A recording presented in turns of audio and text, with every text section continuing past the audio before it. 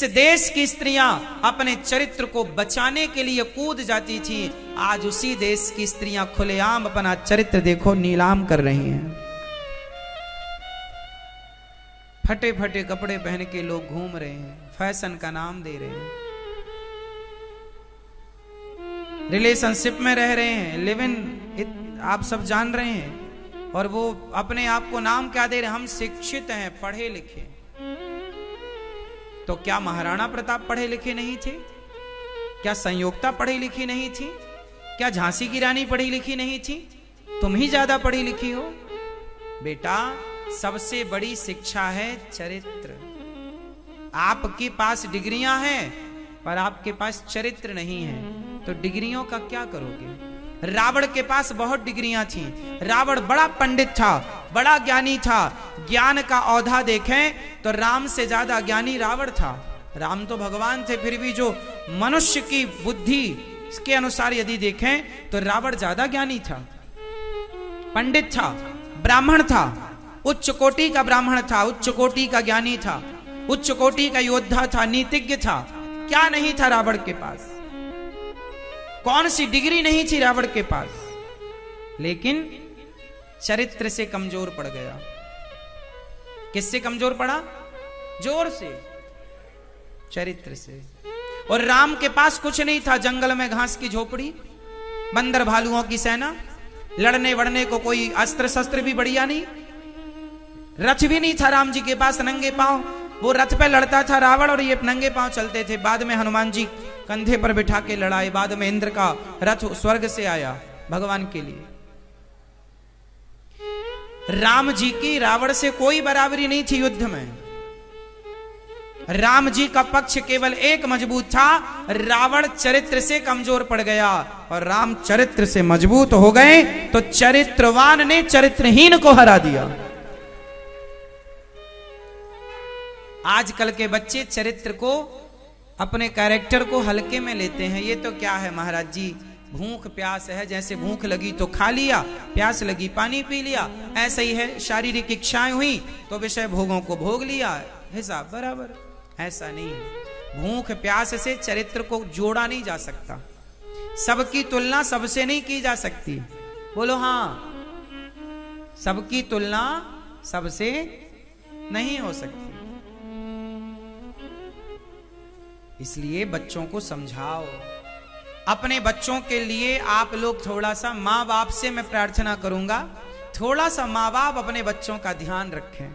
बच्चों को पढ़ाएं लिखाएं खूब, पर चरित्र ना जाए इसका ख्याल आप रखो। थोड़ा सा जागरूक बनो। समय पर शादी विवाह कर देना ठीक है, समय पर आप शादी विवाह नहीं करते तो फिर वो अपने ढंग से अपनी सेटिंग कर लेते हैं। गलती आपकी भी तो है। पहले के लोग समय पर विवाह करते थे, आप लोग विवाह नहीं करते समय पर। बच्चे पढ़ जाएं, वो पढ़ाई क्या करे, वो पढ़ने गया, दुल्हन भी लेके आ गया साथ में। माँ बोली क्यों रे, ये क्या है? बोले आपकी बहू है। बोले मुझे नहीं बताया। बोले हमने शादी भी कर ली। कब कर ली? 4 दिन हो गए शादी कर ली, माँ को नहीं बताया, बाप को नहीं बताया। क्यों? अरे हम बड़े हो गए हैं, अपने डिसीजन खुद ले सकते हैं, अपना निर्णय ले लिया उसने। माँ बाप को बताना जरूरी नहीं समझा। तुम क्या जानते हो, तुमसे ज्यादा पढ़े लिखे तो हम हैं, ऐसा बच्चे कहते हैं। तुम तो अंगूठा छाप हो। तुम्हारी औलाद कल तुम्हें अनपढ़ ना सिद्ध कर दे तो कह देना, कल तुम्हारी औलाद तुम्हें अनपढ़ करार दे देगी कि तुम अनपढ़ हो। क्या जानते हो? जिस बाप का जूता घिस जाता है ना बच्चों की पढ़ाई लिखाई शादी ब्याह करने में, पैसा कमाने में, उनकी खुशी का ख्याल रखने में, आखिरी में वही बच्चे कहते हैं तुमने हमारे लिए किया ही क्या। इसलिए बच्चों को संस्कार दीजिएगा। छोटी छोटी, आपकी बेटी छोटी है, थोड़ा बेटियों को भी ना आप जागरूक करो। आपके रिश्तेदारों में भी जब आप बेटियों को लेकर जाया करो तो किसी के साथ अपनी बेटियों को ना छोड़ा करो, उनको ये बताओ। आजकल स्कूलों में ये बताना स्टार्ट हो चुका है, कुछ स्कूलों में, कुछ में नहीं है। तो आप लोग ये माँ बाप हो तो बताओ अपनी बेटी को कि बेटा कई बार ना छोटी, जैसे 13 साल की लड़की है या 15 साल की लड़की, उसे कुछ पता नहीं होता, या 10 साल की लड़की, कुछ लोगों को पता होता है, कुछ लड़कियों को नहीं पता होता कुछ भी। बच्ची तो बच्ची है। अब उसके कोई रिश्तेदार, उसका कोई बगल का पड़ोसी उस लड़की के गले में हाथ डाल रहा है, उसके शरीर के अंगों को टच कर रहा है, तो आप माँ बाप की जिम्मेदारी है कि आप अपने बच्चों को ये बताएं कि बेटा, तुम्हारे शरीर में कोई तुम्हें टच करे शरीर को, तो तुम्हें उसको डांटना चाहिए, मना करना चाहिए।